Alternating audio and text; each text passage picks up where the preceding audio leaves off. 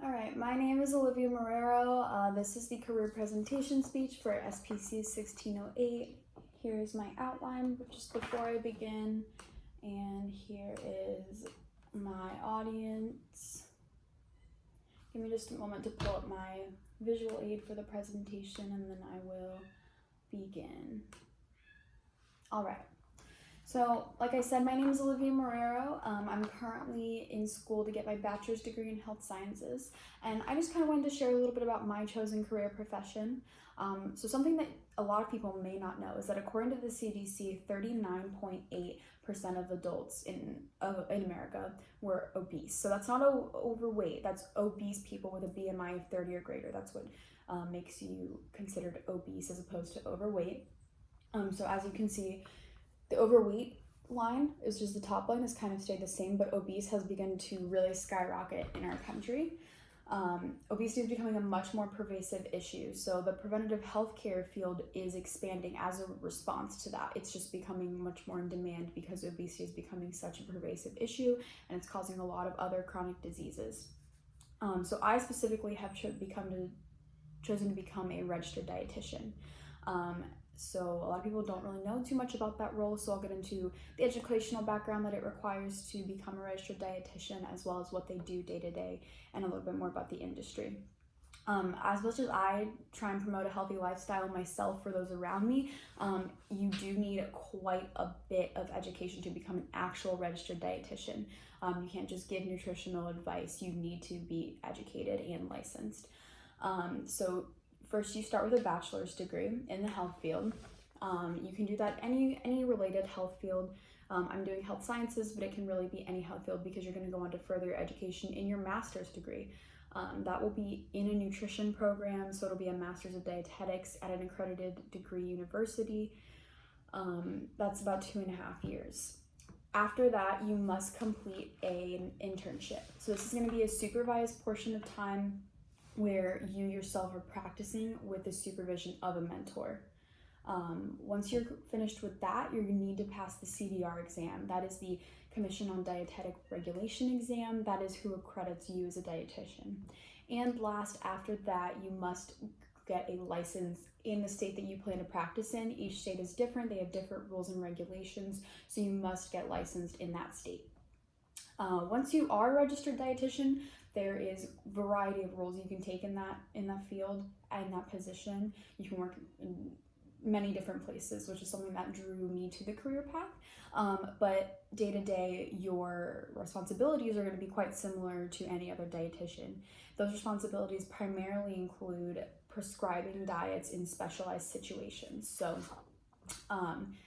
that means anyone needing specialized care for their diet, that's your job role. You're prescribing a diet the same way any other medical doctor would prescribe medication to treat symptoms. According to the American Dietetic Association's annual report for home, their annual report, food safety at home is also a top priority for dietitians.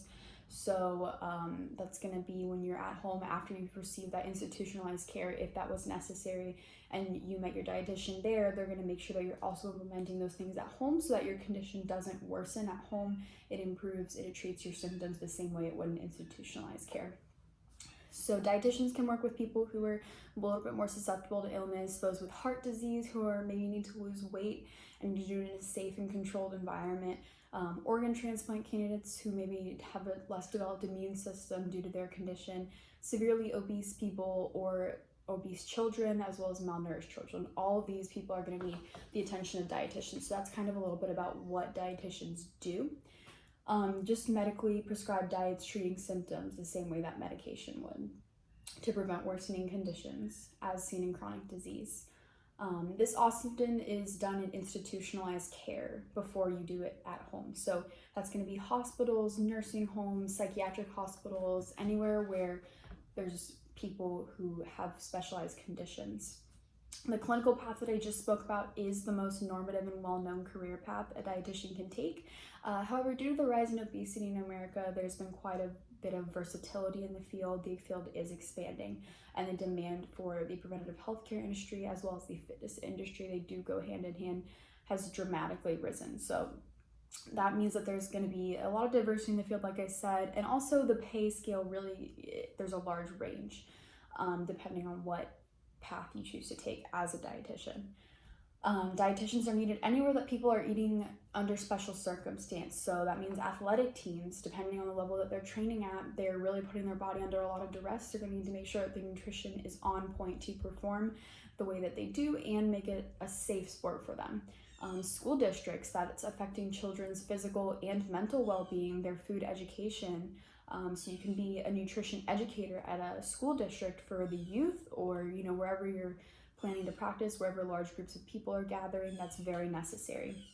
You can do it for private clientele, so that would be taking clients out who are in institutionalized care, caring for their specific needs. And something that we're going to see a lot of growth in my opinion, is the social media aspect of it. So a lot of fitness education is going to be on YouTube, those kinds of platforms.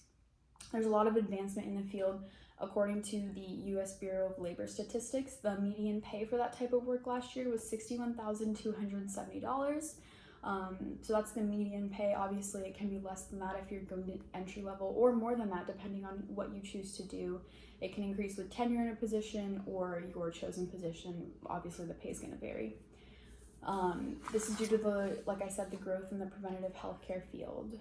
So that in general, depending on what you do with your licensure in your state, your pay will vary. As a future dietitian, I do truly believe in the impact of preventative healthcare, and I do forecast the industry will only become more and more necessary as society progresses, just in the direction that we're going right now.